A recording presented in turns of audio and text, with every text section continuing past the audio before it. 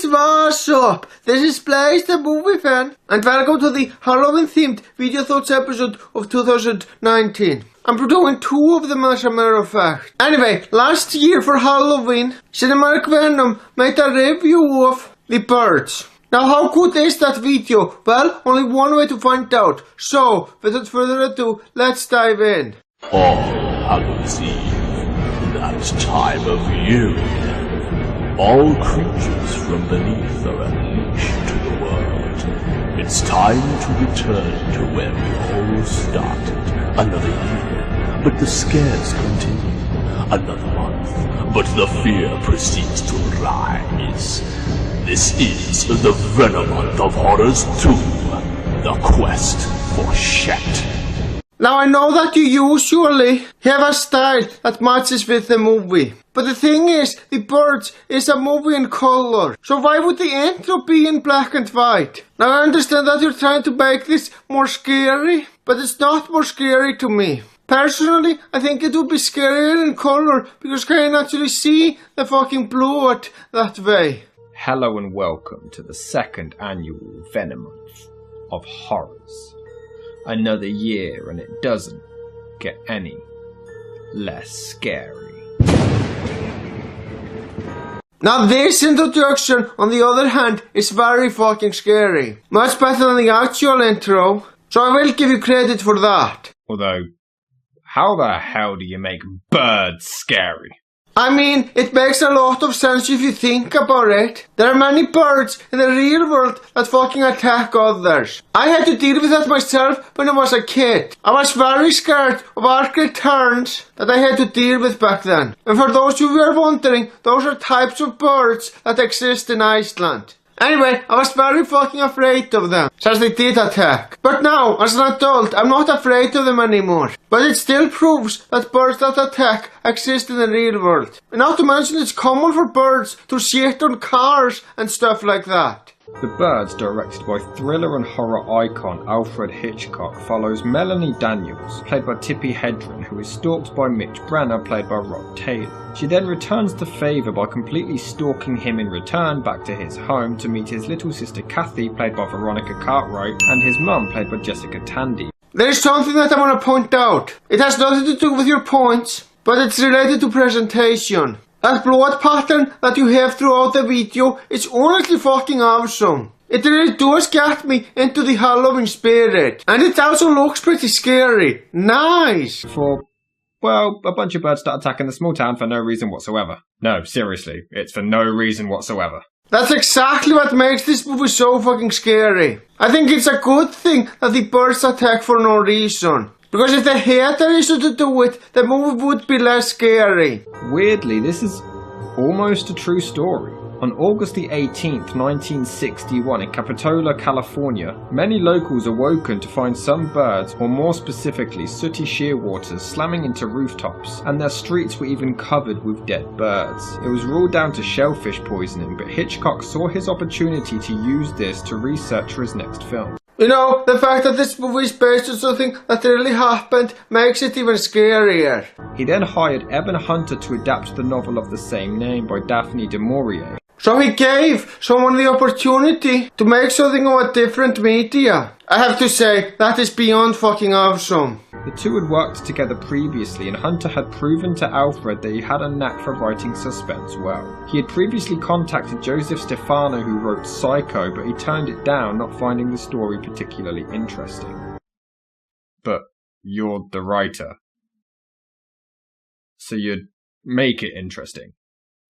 I mean, it is possible that he doesn't find the premise overall to be interesting. If you aren't interested in the premise, why the hell would you be interested in trying to make it work? Hitchcock also opted to not use a conventional musical score and instead just use sound effects and as little musical notes as possible. That's a very smart move on his part. I wish more directors thought like that, because you don't need musical scores in order to make a movie good. Filming took place between March the 5th, 1962 and July the 10th that same year, and was eventually premiered on March the 28th, 1963. I always find it weird when horror movies aren't released in October. They should be. Always. This part of the video is what made me want to respond to it in the first place. Because I find this point incredibly fucking stupid. I mean, yes, Halloween is mostly known for watching horror movies. But who is to say that it's the only time of the year where you can't get scared? There's absolutely nothing wrong with watching horror movies other times of the year. Also, you are aware that there do exist horror movie fanatics, right? Those are people who are mainly interested in horror movies. Do you want to restrict it for them as well? And before any of you point out, yes, he never said that you can only watch horror movies in October. But he said that they should only be released in October. Which is equally as dumb for the reasons that I stated. Oh, and when viewers left the UK premiere in London, they actually had speakers hidden in trees to blare out the sound of screeching and flapping birds to petrify them even more. I'm not gonna lie, that is very fucking messed up. There is no reason to make people even more scared after they're done watching the movie. That's a pretty dick move, to be honest. And the movie was ranked number 1 in the top 10 foreign films by the Bengal Film Journalists Association Award. It's weird to think that an American movie can be considered a foreign movie. But in other countries, I suppose that's possible.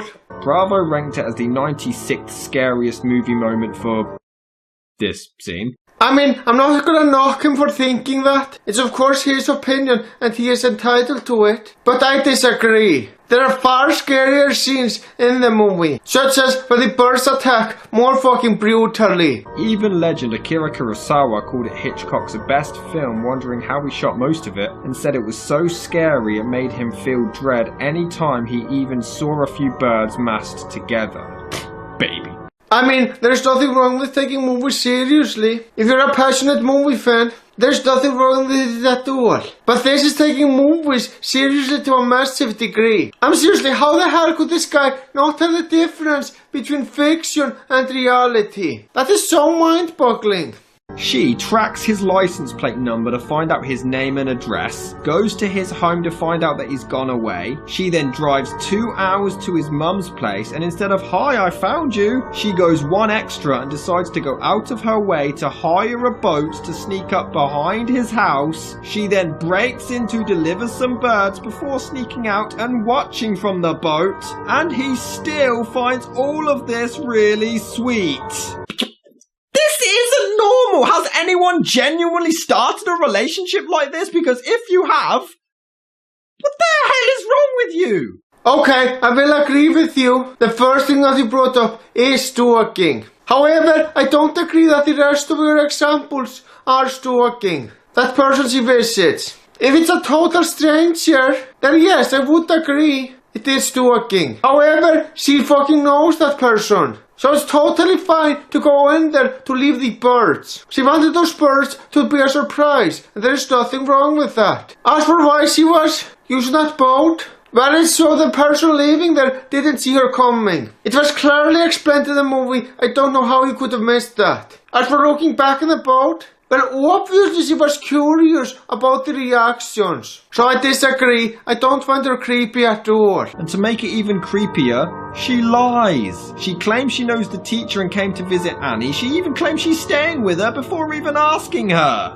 What is wrong with this woman? How do you know she doesn't know the teacher? She could very well know that person, but it's just not shown in the movie. And just because something isn't shown in the movie doesn't mean it's not the case. Also, are you sure she is lying?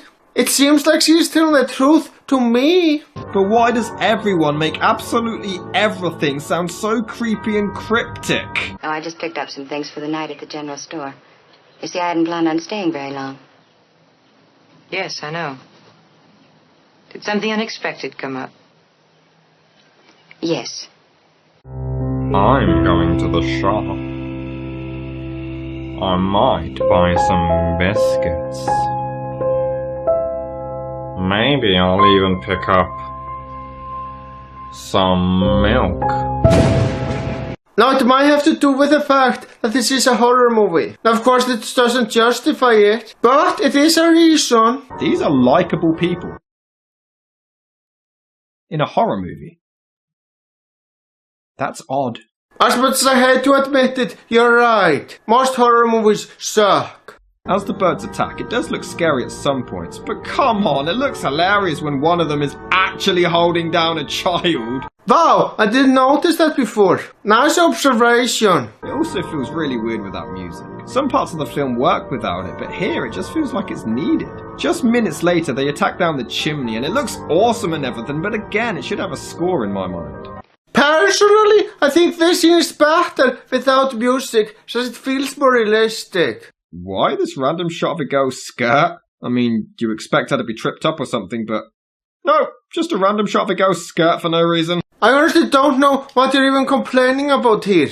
This is such a massive nitpick that it isn't even funny. Wait, so they can bust through house windows and doors, but they can't get into a car? You know, that's an interesting point. You're right. It makes no sense that they can't go through all of that, but not through a car window. Weird, I never noticed this before. And somehow the entire town disputes this bird attack. How the hell did anyone miss this? Look at this! More people saw it happen than Tupac's murder! Everybody in town, are you sure about that? Because the only people that she talked to are people at one bar. She also talked to some people in their homes, but that's still not talking to everyone in town. Also, there's a perfectly legitimate reason why they weren't aware of this. Maybe they were inside their houses and didn't look out the window. I mean, that's always a possibility. The suspense here is great, but I don't understand this. Mitch is asleep and Melanie hears a bird noise. So what does she do? Goes and investigates entirely on her own, of course. In fact, the actress actually confronted Hitchcock about this and asked him, "Why would I go on my own?" Hitchcock replied, "Because I'm asking you to." I mean, I understand that it's his movie, and the actor's job is to just do what the director says. But couldn't Alfred Hitchcock at least explain the logic behind this to her? I mean, he's the fucking director, so he should be able to know the logic and explain it. They even get into the car and drive off, and for some reason the birds let them. Why? This is a great movie, but it has easily one of the worst endings I have ever seen. They even claim on the radio that the town is completely blocked off as many have escaped, so surely they can't get out either. It's just dumb. Yeah, I'm willing to admit, even as a big fan of the movie, even I agree that the ending is fucking dumb. I mean, seriously, couldn't the movie end with something scary? That's what most horror movies do. It's just sequel bait. Which actually did happen. Yes, many years later there actually was a sequel in 1994 called The Birds 2 Land's End with different actors, and it was straight to television, receiving poor reviews, directed by Rick Rosenthal, who even had his name removed from it entirely. Actress Tippi Hedren appeared as a different character in a smaller part. Honestly, I'm not surprised. I'm actually surprised by the fact that it wasn't made much sooner. And you know, the fact that you say that it's a god-awful movie makes me want to watch it more.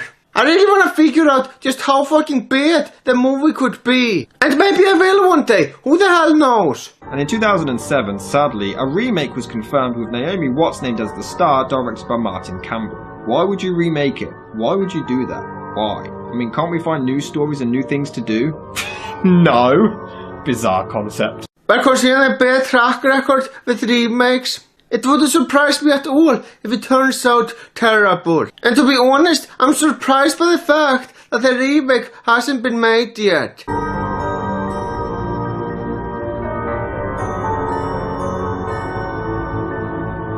Oh, that reminds me. I actually did support him on Patreon back then. For those of you wondering, the Patreon request I had was his review for Gone with the Wind. He didn't fucking like that movie, but he told me that I shouldn't feel bad about requesting it, since there is no way I would have known that he hated it if I didn't. And he's right. I felt bad about it at first, but I got over it. Now it's time for my overall thoughts. Is this one of Cinematic Venom's best reviews? Well, it's hard to say, since he made so fucking many great ones over the years. But it definitely is a fucking awesome review. And one of the best out of the ones reviewed for Halloween last year. Anyway, you have reached the end of the video. Thank you for watching and have a great day.